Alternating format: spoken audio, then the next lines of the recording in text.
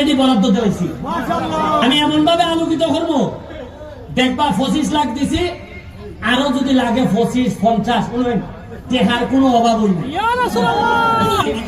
পর্যটন, এই যে রাস্তাটা সন্নির থেকে সানপুর থেকে একবারে তেলডাবানা পর্যন্ত আমরা সবচেয়ে বড় একটা কাজ করতেছি।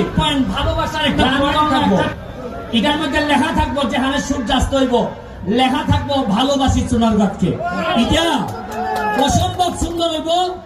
এটা আমি মালয়েশিয়াকে দেখছিলাম যে লেখা ওয়েলকাম টু লাঙ্কাউই, মানে লাঙ্কাউই নেপালে যা দেখছি যে লেখা যে সোনারগাঁ নেপালে স্বাগতম। আচ্ছা হচ্ছেন ভাই, আমরা সোনারগাঁ গত 50 বছরে কোন একটা গেট আছে যেটা মানুষ আমাইয়া হইতো এটা সোনারগাঁ আসেনি? কেন আমরা কিনা বলছি অভাব না তার? হ্যাঁ, খালি 4 লেন হইব দীক্ষা আমি এখনই করতেছি না, নাইলে অলরেডি 2টা বিশাল ওইটার গেট দেখলো না। আরে না গেট দেখলো তুই ফুরি বিয়া দিয়া কাম লাগলো না, মানে গেটে টাল ভাইব খিতা চলতেছে সোনারগাঁ।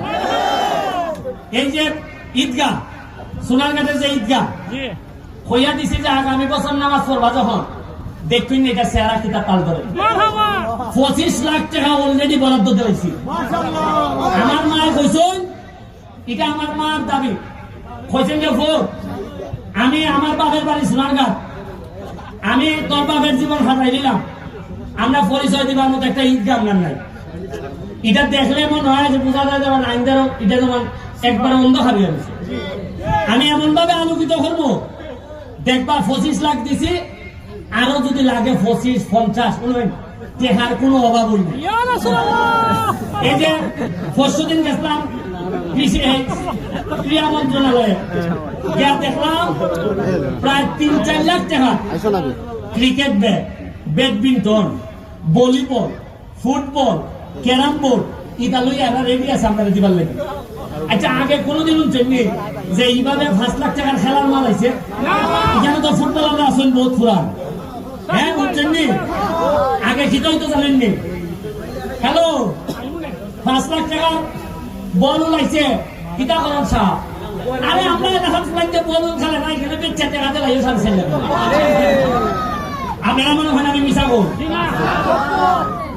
দেলাইও আমার বিয়ে চাইবো, বিয়ে চাইবো দেলাই না আমরা কিছু। আমরা জিতছি নি, ব্যারিস্টার সুমনের মান লই লাভ হইতো না, প্লেয়ার অলরেডি ভালো হয়ে গেছি গা। খেলা বুঝতে যাইবে তোমরা সারা বাংলাদেশ। শুনুন, কালকে ব্যবসায়িক সমিতির একটা সংবর্ধনা অনুষ্ঠান আছে মধ্যবাজার, 4টার সময়। আমরা সব নেতৃবৃন্দ সোনারগাঁটে নতুন জায়গা পাইছি, এমপি, উপজেলা চেয়ারম্যান, চেয়ারম্যান সব আমরা আপনার সামনে কালকে এই জায়গার মধ্যে আপনারা যারা যা কমপ্লেইন আছে, কি কি কমপ্লেইন লিখিত আকারে লিখিয়া, ব্যক্তিগত না, এলাকার স্বার্থে কমপ্লেইন। যেমন ধরেন এলাকার স্বার্থে কিতা যে 22 বিঘানের মধ্যে এলাকা ইন্ডিয়ার কাজ তারা বানাইছে, অথবা 22 এই রাস্তা দিয়া ইয়াবায় 22 আমি জানি ইখান দিয়ে অবৈধভাবে বালু তুলে, ইখান দিয়ে অবৈধভাবে মাটি টানে। পৌরসভার মধ্যে 22 গাড়ি ঢুকলো বিদেশি মানুষের কাছ থেকে 200 টাকা চান্দা নেয়। এগুলা নিয়ে কমপ্লেন নিয়ে কালকে মধ্যবাজার থাকবা, আমরা আপনার সাথে আলোচনা করতাম চাই কিতা কিতা আমরা পারবো, কিতা কিতা আমরা পারতাম না। আমরা নেতৃবৃন্দের সাথে আপনাদের চৌকে চৌকে চাইয়া মারা তুলব পরিষ্কার। মানুষের কয় ভবিষ্যতের নেতৃত্বের মডেল কোনটা? আমি বলছি যে সোনারগাঁটের যে মডেল চলতেছে ওইটা সারা বাংলাদেশের মানুষের দেখে আমরা কিতা করি, তা আমরা দেখাইতাম মানে আমরা কিতা করি। আপনি রিক্সাওয়ালা হন, আপনি দিন মজুর হন, আপনি একেবারে কোন সম্পদ নাই আপনার, এই পর্যন্ত আপনার কথা কোনদিন কোন মেম্বারে উঠছে না, অসুবিধা নাই।